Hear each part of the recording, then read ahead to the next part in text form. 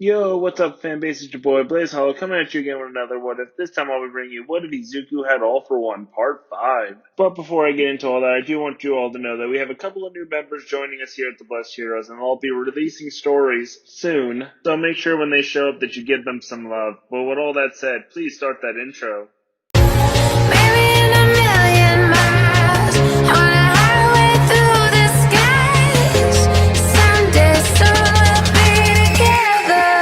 I honestly don't think you can become a hero.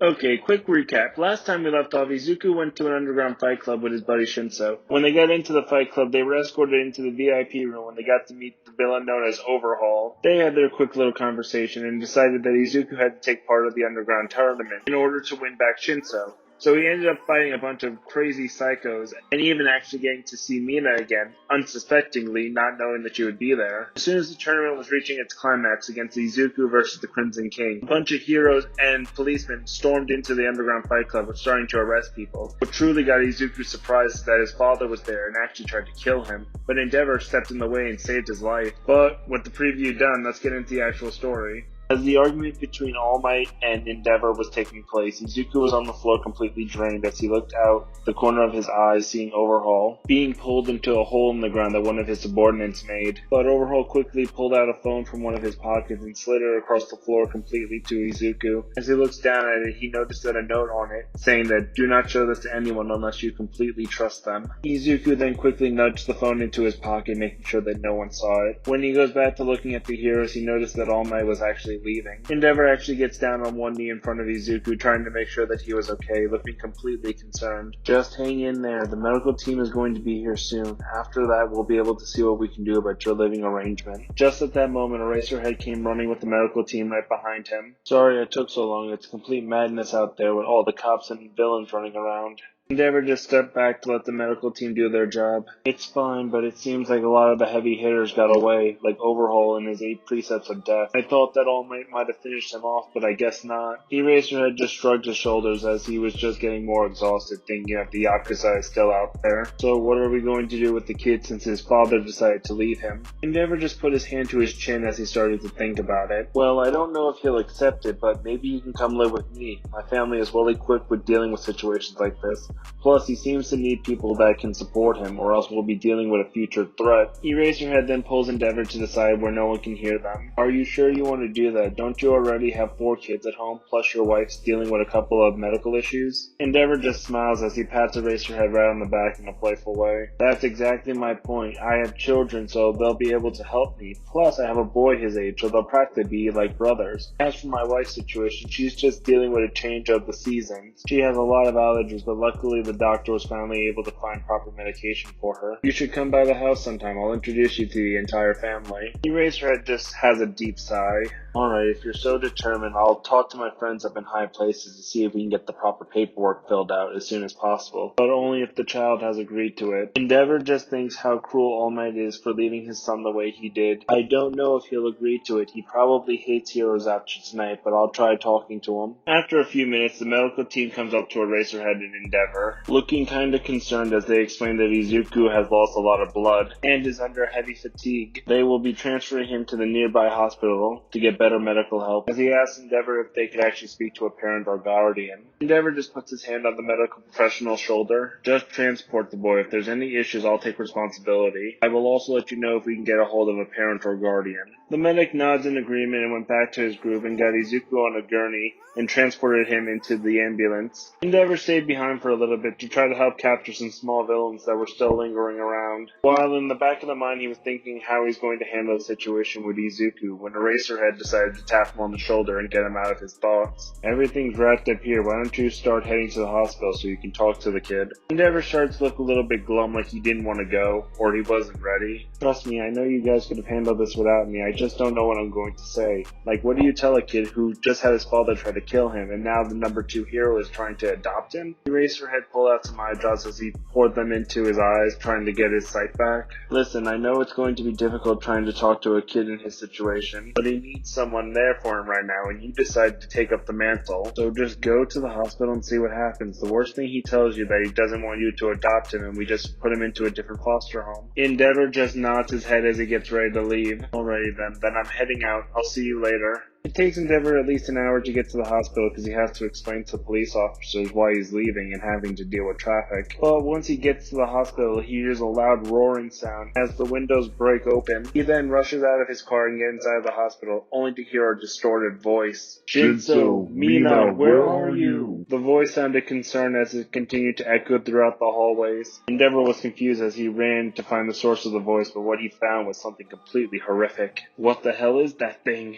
People were running past Endeavor as he saw Izuku with crimson red tails shooting out like thorns, his face covered in muscle tissue like he was trying to form something like a mask, while his skin was completely golden but was burning off for some weird reason like flakes. As things around him continued to slam like they were being tossed and turned in a whirlwind, Izuku looked like he was in pure agony as he continued to look around the hospital trying to find someone. Shinso, Mina, where are you? As the crimson tendrils continued to rip doors off of medical rooms trying to find the person. Endeavor was in complete shock, not knowing how to handle the situation, but he knew he had to do something. What are you doing, Izuku? I need you to stop this. This is completely illegal behavior. Izuku's head snapped in Endeavor's direction as he could hear his entire body creaking. Endeavor, did you save them? Endeavor was confused as he put his hands up to make himself look non-threatening. Who is it that you want me to save? Maybe I can help you. Izuku grabbed onto his head like he was in pain as one of the crimson tendrils actually stabbed into Endeavor's side, putting him into the wall. Where are my friends? We were in that place together and now I don't know where they are. Endeavor starts to understand why Izuku is having this mental breakdown and just decides to grit his teeth and walk forward with the crimson tendril still in his side. It's going to be okay. If you can give me their names, I'll find your friends and bring them to you, but I need you to calm down first. Izuku starts to cry tears of blood as his entire body starts to twist and convulse as he gets closer to Endeavor. How can I trust you? All heroes have betrayed me so far, and the only people who have been there for me are villains.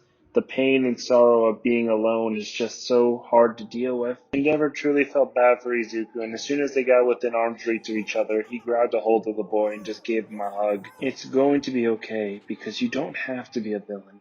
You don't have to continue doing this, because I believe you can be a hero. You just have to let me help you. Izuku's eyes shot open as he was completely surprised by Endeavor's answer. Do you truly believe that I can be a hero? Endeavor just pulled away from Izuku for a little bit as he just looked at the boy with a big smile. Yes, you do have the potential. You just have to let me help you and make everything better. I'll do my best to make all of this seem like it was just a bad dream. Izuku just started to tear up even more as he just smiled at Endeavor. Thank you, I truly appreciate that.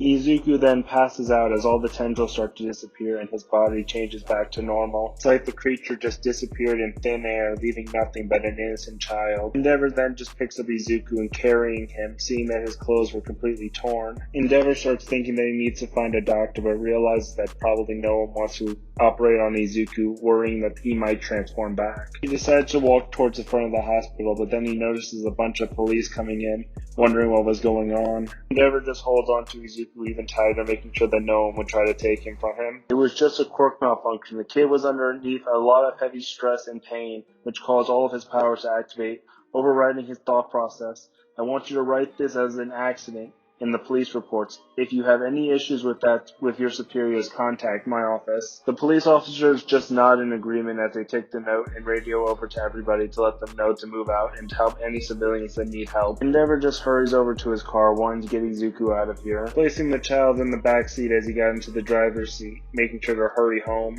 At the Todoroki household, as the car pulls into the driveway, he quickly parks and gets Izuku out of the back seat, carrying him in his arms. But at that moment, he realized he had a bigger issue. How is he going to explain this to his entire family? But just at that moment, the front door swung open as his wife was waiting for him. But when she saw what was happening, she was in complete shock. Ray, I can explain what happened later, but I need you to get a bed ready with some medical supplies. Ray wasn't listening as she ran over and just took the boy from her husband. Oh my god, what the hell happened to him? She didn't even wait for an answer. she just ran in the house completely concerned as she took Izuku along with her. Endeavor stood there for a second, actually dumbfounded by how she reacted to everything. Okay then, I'm glad that you're ready to help out. Everyone inside the house was actually running around trying to get a bed prepared, along with medical supplies, when Toya came down the stairs looking at his father in the doorway. Toya just took off his headphones, looking at everyone kind of annoyed because they were running around in a frenzy. What the heck happened, Dad? Did you bring home some of your sidekicks without telling Mom? Endeavor closed the front door as he took off his work boots, letting out a very heavy sigh. I wish that was the problem here, but it turns out you might be having a new little brother. And before you start freaking out, I mean stepbrother. Toya then went wide-eyed hearing the new announcement. Don't you think that you should have ran this by the whole family before you just brought the kid here? Toya just leans up against the wall, trying to process everything that he heard, as his little brothers just push him out of the way, trying to run into the kitchen and bathroom to find supplies that their mother requested of them, only for them to get yelled at by their older sister Fumi, who was upset that they were in the kitchen making such a ruckus while she was trying to cook. Endeavor just smiled, knowing that his family was acting like everything was okay. It's truly good to be home. Once everything is calmed down, I'll make sure to explain to everyone. Toya just rubbed the back of his neck, trying to think about all this. I guess I'll go clean out the guest bedroom for him. Fumi comes into the hallway, happy to see that her father is home, and just hugs him. So you're the reason why everyone's so excited. Now should I be preparing an extra spot at the dinner table? Endeavor just hugs his daughter, happy to see her, and then just puts some distance between them so he can actually breathe.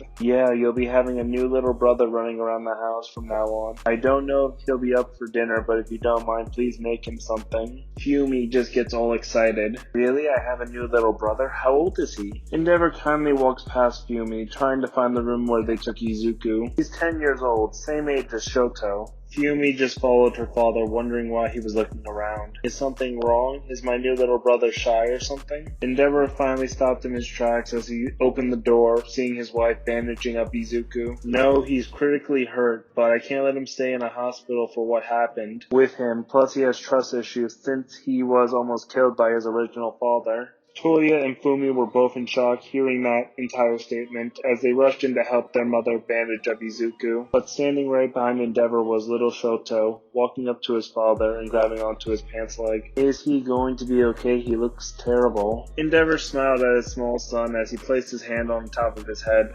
He's in a rough spot right now, but he'll pull through as long as we're here for him. Both of you should try to get close to one another since you're both the same age. And we're becoming brothers. Shoto just smiled at his new brother. I want to make his pain go away. Is there anything I can do to help him? Rei just looked up at her young son. The best you could do for him is by helping me by getting more bandages. I was finally able to get his wounds to close, but I ran out of bandages to wrap him in. Can you please go find me some more? Toya stood up as he was ready to go help Shoto find more bandages. Come on, Shoto, I'll show you where they are, and you can take them back to Mom. Shoto made a sour face at his big brother. I think I know where they are, Toya. He then goes running off trying to go find the bandages. Toya just rolls his eyes as he looks back at his father. I'll keep him distracted as long as I can so you can talk about the situation. Fumi stood up and just brushed herself off for a second. I'll be leaving the room as well so I can go finish dinner. Endeavor just nods his head, being thankful that his children are so understanding. Thank you both. Toya and Fumi just leave the room to take care of their own task. Endeavor then just sits down right next to his wife with the makeshift bed in front of them, watching Izuku just breathe heavily like he's struggling. Endeavor was actually worried what his wife was going to say to him. Listen, I know this is the last thing you wanted to deal with tonight, but I need you to support the idea of taking this kid in. Rei just looked mad at her husband as she just slapped him across the face. How dare you think that I'm already on board with this? I wouldn't be bandaging him up if I was against it, but I do want you to still explain to me who did this to him. Because if you think that villains are scary, you should see what mothers are like when they're angry. Endeavor was surprised and terrified at the same time. You truly are one in a million, Rei. Rei smiles as she just gives him a kiss on the cheek. And don't you forget it. Endeavor then explained the entire situation with the Fight Club and the incident at the hospital, making sure not to leave out any details. Her arms then started shaking, just trying to think that a 10-year-old having to go through all that, as it all starts turning into rage. I swear if I see all my in-person person again, I'm going to stab him. I don't care if he's a symbol of peace. He doesn't give him the right to treat his son this way. Endeavor gets a bead of sweat on his face, realizing that he should have probably left out a few details for his wife. Sweetheart, please calm down. You're probably going to scare Izuku if he wakes up seeing you like that. Rei starts to calm down, but she then repositioned Izuku's head in her lap so she could be there to comfort him, trying to hold back the tears of seeing such a poor boy in this state. I honestly don't know how to feel about this. I didn't realize the world could be so cruel, where a father could just easily kill his own son, or the woman who carried him for 9 months and then gave birth to him, willing to throw him away. It's just awful. I didn't realize how cruel this world could be to children who barely even understand anything. Endeavor just rubs her back, trying to get her to focus on what's happening now instead of what did happen. Listen, I'm not happy about everything either. I'm still conflicted about taking this to the police, and I still have to ask the kid if he wants to live here. Rei looked up at her husband, actually confused. Wait, you brought him here without actually getting approval of us adopting him?